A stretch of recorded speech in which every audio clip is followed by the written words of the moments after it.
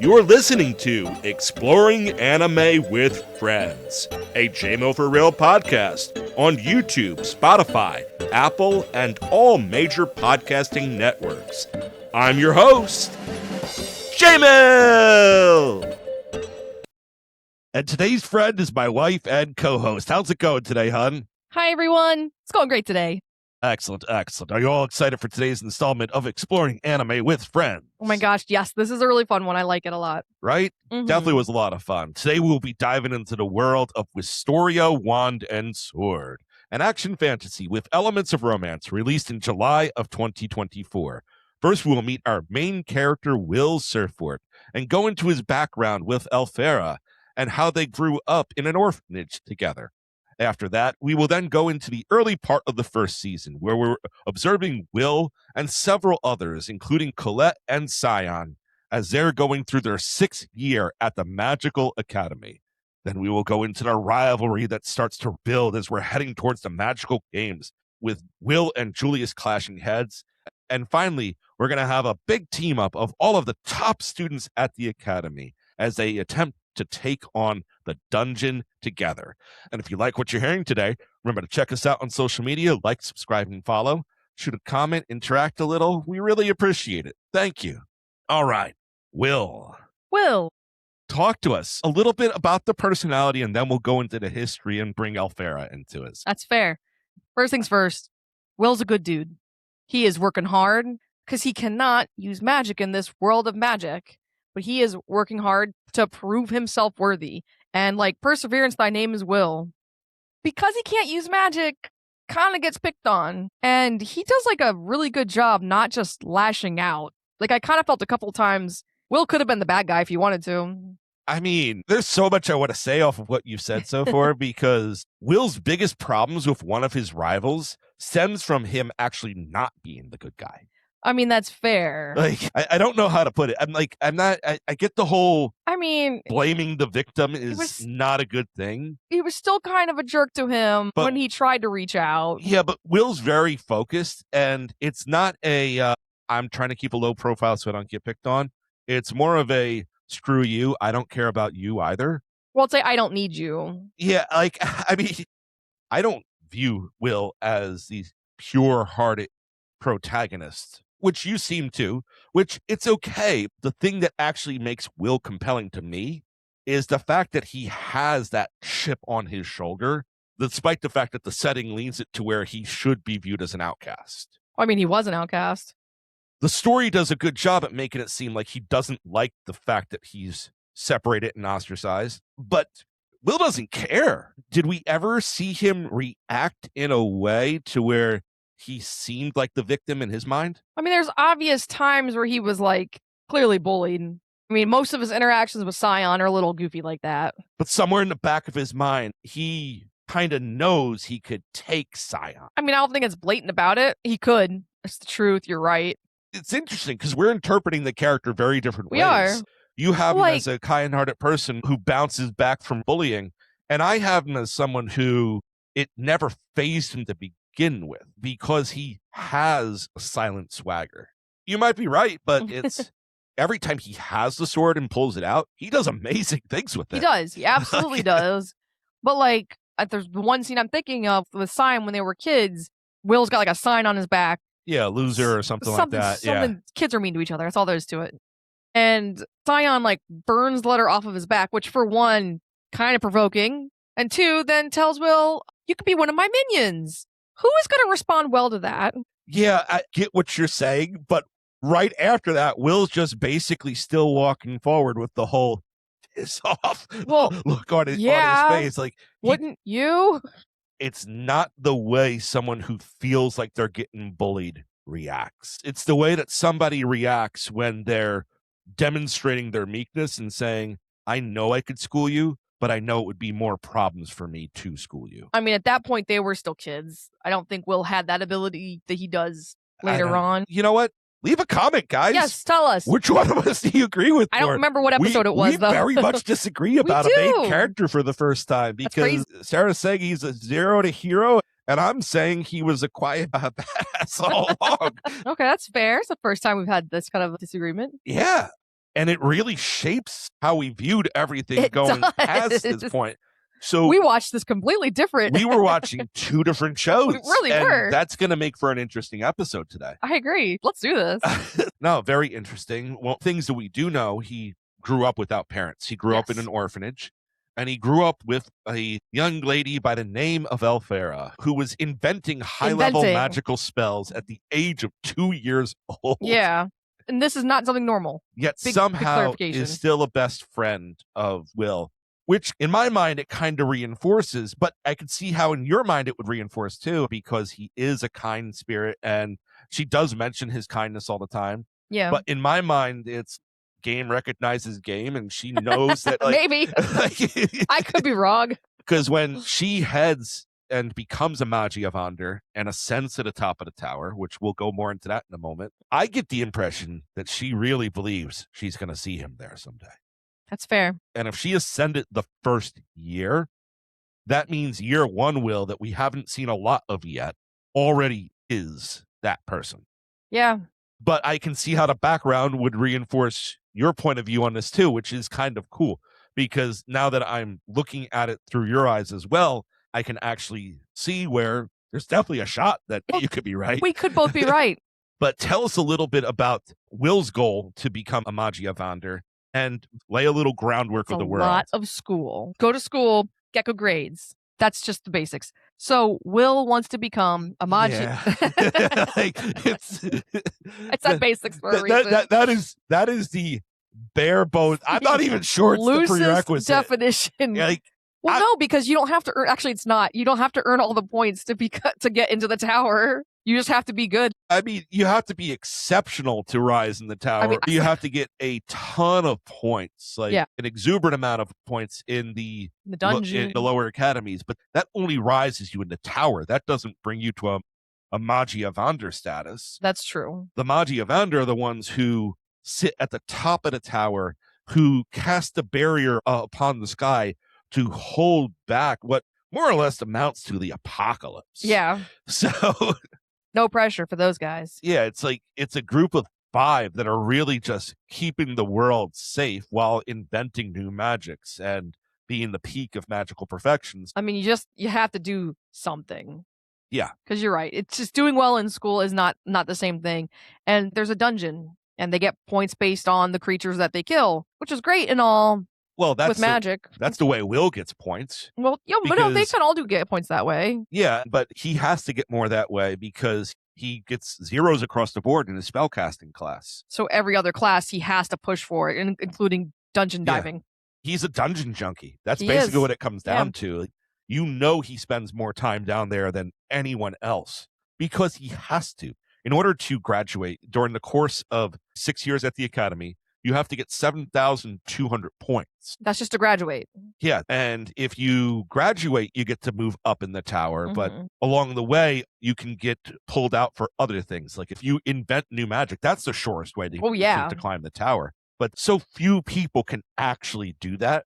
And that doesn't even guarantee it because one of his professors, the one that we see in the opening scene, Professor Snape. No. His name's Edward. I mean, they call him Edward, but you're he's not Snape. Wrong. But his name's Edward. First things first, I see that there's a lot of hate for this anime. It's such a good show. Like, who's hating? It's just hilarious. There's a lot of people that say the whole it's just Black Clover 2.0 or it's just anime Harry Potter, and I'm kind of like, please. Did you watch it? Like, yeah, there might be one similarity with Black Clover. Yeah, and one similarity. There's one major similarity with Black Clover. It's our overpowered protagonist does not have magic. Yeah, overpowered protagonist does not have magic in a world that revolves around magic. That's like it, though. That's it. And the only connection to Harry Potter is the fact that Edward is basically Snape. Magic school. Yeah, that's it. And it's a magical school, and they wear uniforms. But that's where the similarities begin and end. And but the truth of the matter is, Will Surfort being one of the faces of this generation of shonen makes a ton of sense in my mind. Oh, yeah. This. No, for good or for bad, he is a very strong shonen protagonist. And that opening scene, we see him and Edward Snapeward. Stop it. Snapeward, Squidward. Snape. I almost wore my SpongeBob shirt for this. That would have been hilarious. His new name is Snapeward. We'll call him Snapeward. I will accept Snapeward. Half tempted to put my SpongeBob shirt on right now. Jump off camera for a moment and have you talk about Snapeward.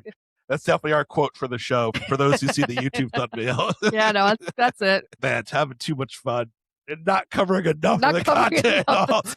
Timer's going and we're still on the Snapeward. Yeah, no, I mean, Snapeward, hopefully it sticks. Hopefully they don't kill him off at the end of the second season.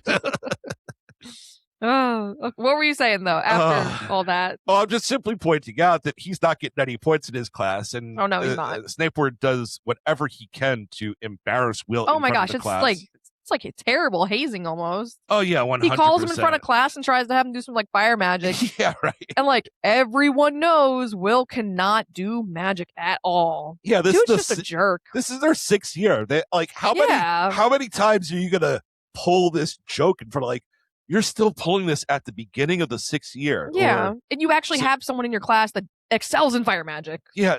You think that would all be over by year 3 or year 4? People like that are just like that. Yeah, but you feel like you should get bored of doing that at some. Though I guess the point was that you only have 5,400 points of the 7,200. You're not going to get this by dungeon diving. You're clearly going to not graduate. Yeah. So why are you still here? Yeah. But Will doesn't care. Honey Badger don't care. He continues to bounce back. And Colette, talk to us a little bit about Colette and her role in the whole thing. So Colette is Will's best friend. Yeah.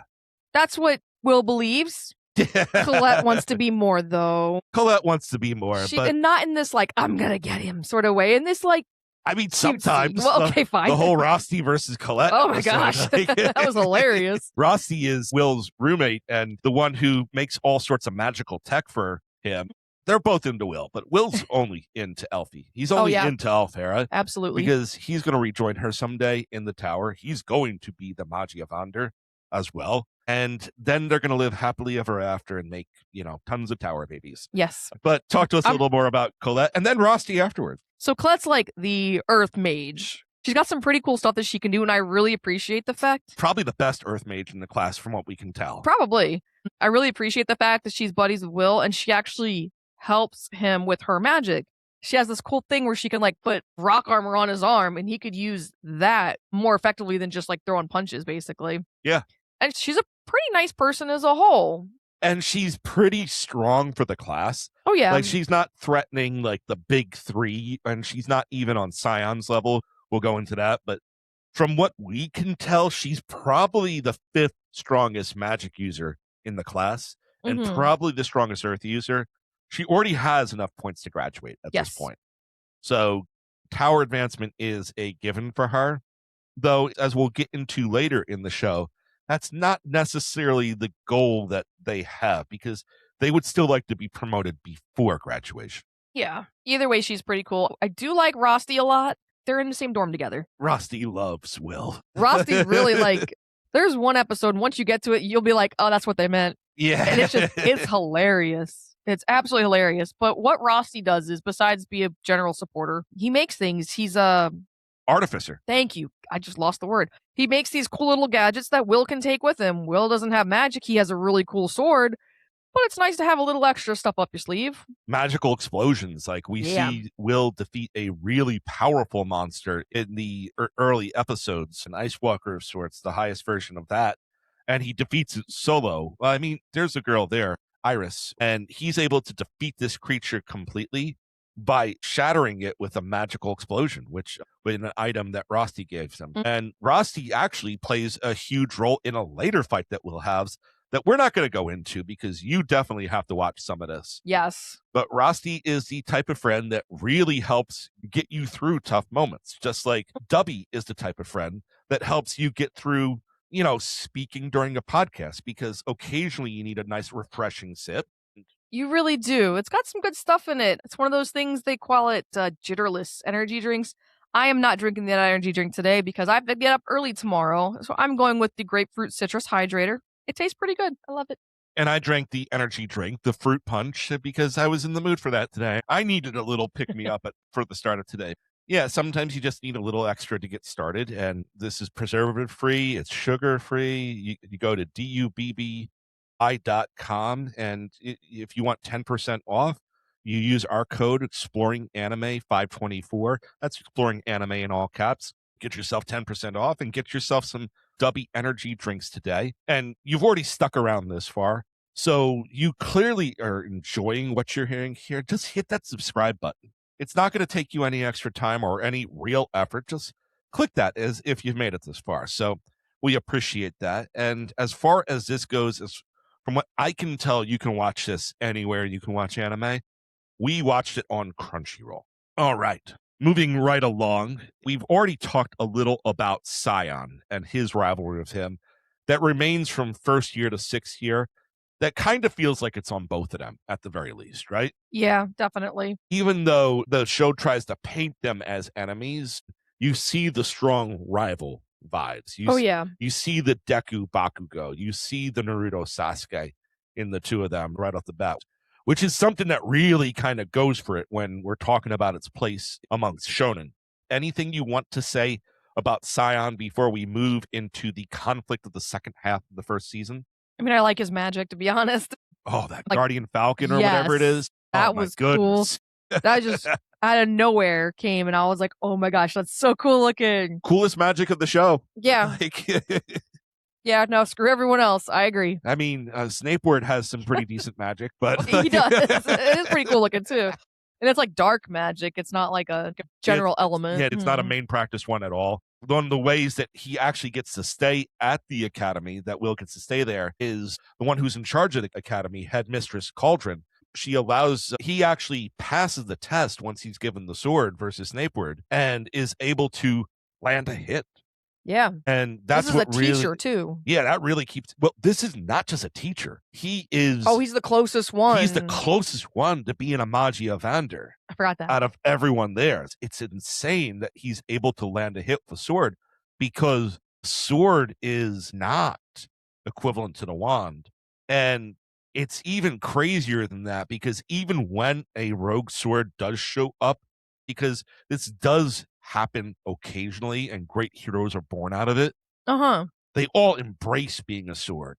They don't try to be a Magia Vander. Yeah. Will is the first one where it's trying to make his sword a wand, which is absolutely insane, and I'm all here for it. On Snapeboard, real quick, he asks Will, like, why are you still here? What is your purpose for being here? And Will's response is all about Elfie and wanting to become a Magia Vander to get to her. And the way he goes, like, for an infatuation, I was like, sir, this is not an infatuation. This is true love. You best calm it. Yeah, right? Like really, like, with the amount of, I don't know what that emotion was, but he's like, you're here for an infatuation? I'm like, no, it's not. And Will doesn't back down when someone's trying to put him down. And this feeds into my point of view of him, too, because when Julius, an Ice Mage who's the top student in the class, when he is disrespecting the dwarves that Will works for, he works in a dwarven tavern, and Julius is calling the food slop. Will confronts Julius, and he doesn't put up with it at all. He takes the shot, and Julius eventually restrains him with the ice and is like, you know what? You're entering the Magic Games so that I can humiliate you in front of the world. And Will's like, okay. And when I win, you're going to come back here and you're going to apologize to these dwarves. It's a real bet. Yeah. So Julius is going to try to get Will kicked out of the school, and Will's going to try to redeem people who have functioned as his family for his career at the school. And man, these Magic Games they were so good. Exciting. Colette tricks Scion. I felt so bad for Scion. Scion's got a little bit of doe eyes for Colette, so he thinks it's just them teaming up together. She doesn't tell him that Will's there too. They know it has to be a team of 3. Yeah, that's right. Because you had to be over 2,100. With their 2 swords, the third person could have been almost anyone. He's at like 9K, she's at like 8K, so they only need a 4K guy. They don't need the 54K that was bringing. And when he finds out that Will's there, it's very much like I felt really bad for him. It's the only time I felt bad for Scion. But like, well, no, I feel worse for him because Julius enters the room and he's staring past Scion, who is number 4 in the class. Yeah. He's staring past Scion at Will, like Will is the rival here. When it should have been Scion. And they're fire and ice. Like it's like it's in the stars. But anywho, they challenge it together. And at a certain point in time, Julius whips out his special attack. Tell us about the spell. I mean, it was. You know what I'm saying, though? Yeah. So Julius can make ice clones, basically. Yep. That look like him. Like, it doesn't look like an ice statue. It looks like him. So for a bit there, none of the students, at least, knows what's going on. The watchers in the stands in the stadium probably get it. But, like, he's everywhere. He's attacking everyone almost. Yeah, he's attacking the number 2 in the class. Being a jerk still. The elf mage Wagnall.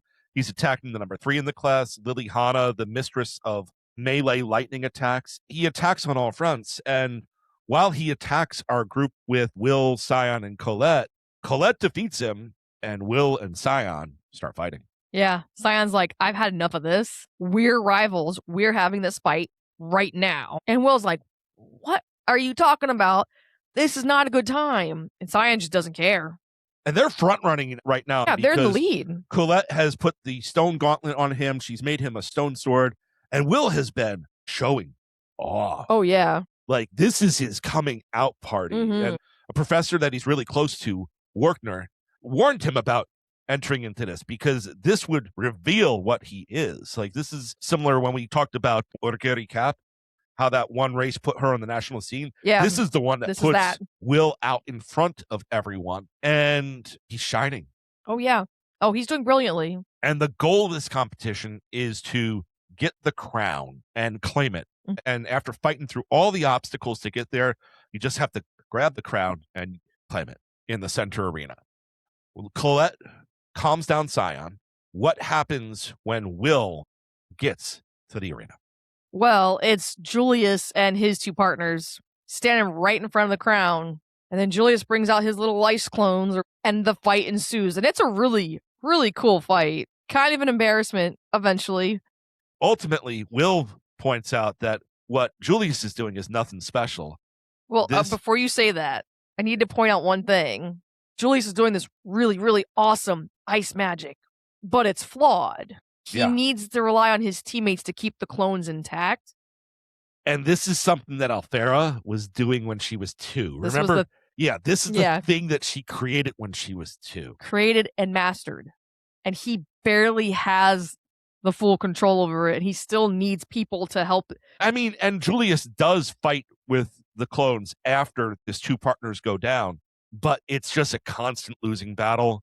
And Will embarrasses Julius on the big stage, defeats him, wins the bet, and which Julius does follow through on. He does. He goes back, he works for the dwarves for like a week.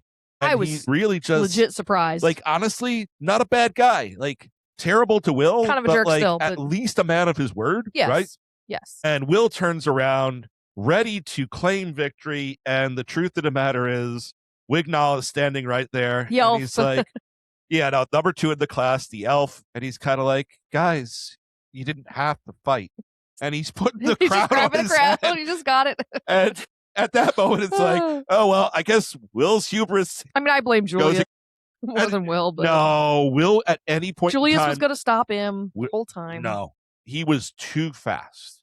Okay, he was too fast. At any point in time, he could have put the crown on his head and continued his battle with Julius. Okay. He opted not to do it. This is not Julius's fault that Will didn't win. This is Will's fault that Will didn't win. He got sidetracked. Yeah, I mean, they had a grudge, and they buried the hatchet to an extent. And then the final set of the exams that they're going through at the end of the year, it's fresh off of these magical games. The final set of exams that accompany these magical games is a dungeon delve where you can prove your supremacy. And Liliana, the number 3 in the class, calls Will, Wignall, Julius, and Scion. And she basically tells them, we're teaming up. Yeah. I don't care about your little egos with each other. I don't care if you like that we're teaming up, but we're entering the dungeon together because we're going to break records. Yeah. And Colette basically says, well, then I'm coming too. Uh-huh. And Lihanna can't bump her out. I don't think Lihanna wanted to. Yeah. I think she was cool with Colette joining them. Colette's pretty decent at what she does. She's probably number 5 in the class. Yeah. And as Lihanna basically says, we have the big 3, we have the 2 right on the outside, and then we have someone who doesn't practice magic, but potentially is stronger than all of us. Yep. The biggest reason why she wants to break these records and everything, why she's teaming up with people she might not normally team up with, because you find out that they're all really kind of misfits. Yeah. Students who have to ascend the tower by graduating, they're not the exceptional ones that they appear to be. Yeah. They're the leftovers. And she doesn't understand why she's a leftover. And they don't understand why they're leftovers because they've excelled. But as she puts at a certain point in time, they're just big fish in a small pond. Yeah. And this is a chance to prove to them, the academy, and everyone else that, hey, you're wrong about the 6 of us. The dungeon delve happens, and we're not going to go too much into it. We will say this. Everyone up until this point in time has been a rival. Mm-hmm. An enemy emerges Dun, dun, in the dun. dungeon. We said before that the Magiavander were putting a barrier up in the sky, and they're holding back Armageddon. Well, Armageddon has forces, and they are alive and well in this world. And creepy. Yeah, and headless. And headless. One Make of others headless, too. Yeah. Yeah. But you're going to have to watch it for yourself because Absolutely. it's pretty cool fights, and you get to really see what our 6 heroes, and especially our number 1 hero, Will, are capable of. Anything you want to say about this? I don't know. I think we covered it all. It was great. Like, haters gonna hate, I guess. This anime was fantastic. I loved it. Yeah, it really was good. I need to see more. I don't feel like I saw enough in the first season. Agreed. I don't feel like they've released enough. This might be one of the ones where I have to go to the manga to get a little more of my fix. So I wish I had a little more. Art style, absolutely amazing. Oh, Character designs, absolutely amazing. Yeah. The setting, I like it. Oh, yeah. I kept on trying to compare the characters to other characters, and I realized I was having to blend like 3 characters to say, these 3 characters come together to make this one character, which really kind of shows the uniqueness of the characters. Oh, yeah. And the setting to an extent. And I know that some people might just say, no, it's just another, rehash shonen fantasy. And I'm like, for me, it felt different as watching it. And I appreciated that. And I appreciate Snape Word also. So, all right. So once again, we dove into our main protagonist of Will Surfwort, his childhood friend, Elfira, who has risen to the status of Magiavander. Then we met some of his other friends, including Rosti and Colette, the rivalries that he forms with Scion and with Julius, and ultimately the team up that he has with Lihanna and Wignall. We hope you had as much fun exploring the first season of Wistoria, Wand and Sword as we have, and consider watching this anime. Bye! So if you like what you heard today, make sure you listen to us on YouTube, Spotify, Apple, or wherever you stream your podcast. Listen to all of our J-Mill for Real podcasts. And hit us up on social media, like, subscribe, and follow. Once again, this was Exploring Anime with Friends. Let's explore together. And now for a word from our sponsors. And today's show was brought to you by Dubby Energy, a modern approach to energy drinks with no sugar, dyes, or fillers added. Dubby Energy, be better. And use code EXPLORINGANIME524 for 10% off your order. That's EXPLORINGANIME524, one word, all capital letters, for 10% off your latest Dubby Energy order. Link listed in the show notes.